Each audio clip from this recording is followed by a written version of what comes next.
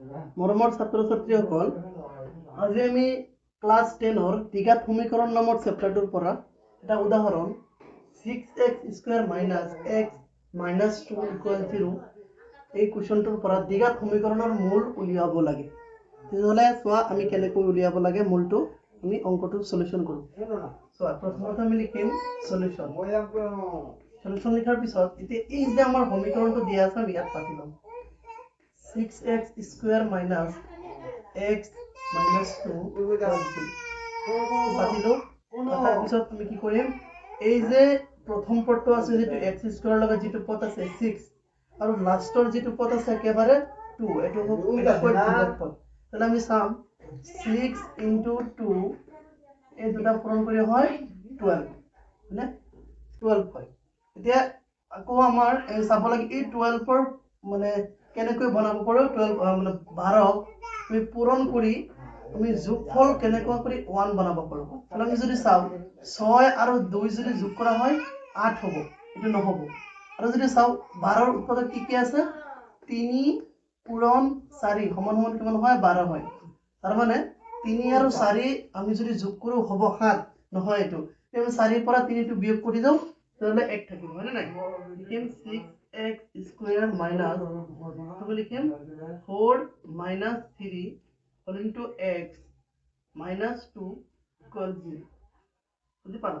তাহলে আমি কি করব আকৌ 6x² - 4 দি পেলাই x ক পূরণ করলে হয় 4x, আকৌ মাইনাসে মাইনাসে হয় প্লাস 3 দি পেলাই x ক পূরণ করলে 3x, আকৌ এফালে আছে -2 = 0। হলে কি লিখিম ইয়াত চোৱা, ইয়াত 6x² আৰু ইয়াত আছে 4x, অৰ্থাৎ 6 আৰু 4 ৰ মাজত আমি কি কমন ল'ব পাৰো? আমি যদি কমন ল'ব বিচাৰো তেতিয়াহ'লে আমি 2 এটা কমন ল'ব পাৰো।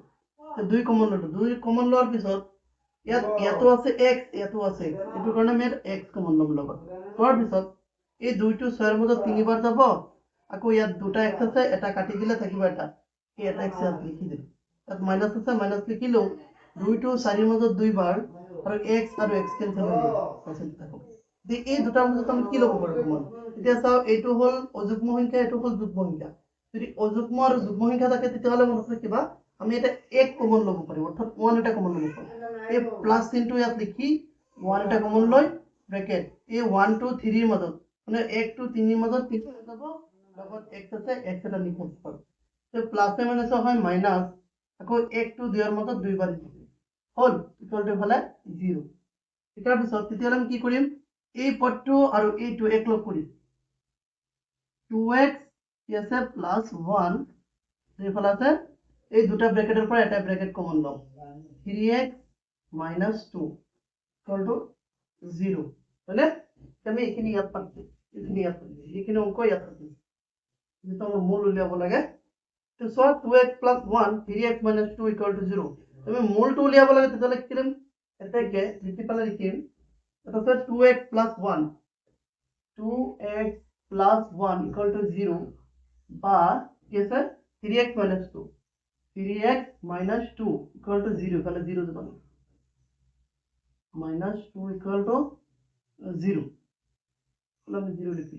এতিয়া আমি কি কৰিম, প্ৰথমতে এই 2x টো ইয়াত লিখিম, এই +1 টো যদি হেফালে যায় গৈ এই সমান চিহ্ন হেফালে গলে হ'ব -1, আকৌ যদি ইয়াত 2 ৰ লগত x পূৰণ হৈ আছে, এই 2 যদি আমি হেফালে ট্ৰান্সফাৰ কৰি দিও কি হ'ব, হৰণ হ'ব মানে x = -1/2, এটো হৈ গ'ল আমাৰ x ৰ মান।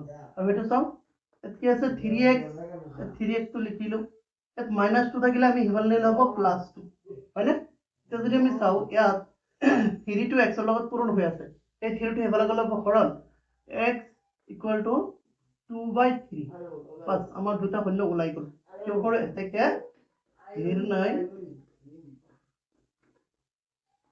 নিৰ্ণয় মূল দুটা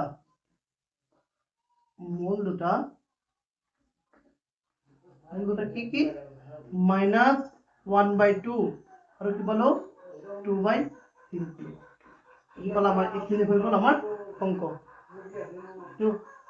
কিন্তু মানে এতিয়া আমি লিখিলো, এইখিনি তোমালোকে বুজি পালে কমেন্ট বক্সত জনাই দিও।